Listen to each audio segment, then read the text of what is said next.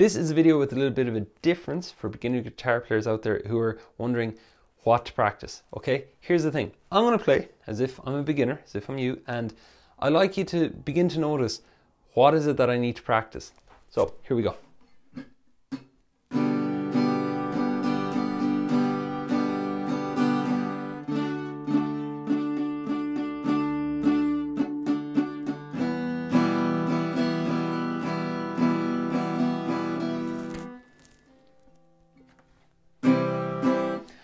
What do you think? Now, I know I was making it obvious, but do you notice like the sounds are the first thing you'll notice? If a chord is unclear, that's something to take out on its own.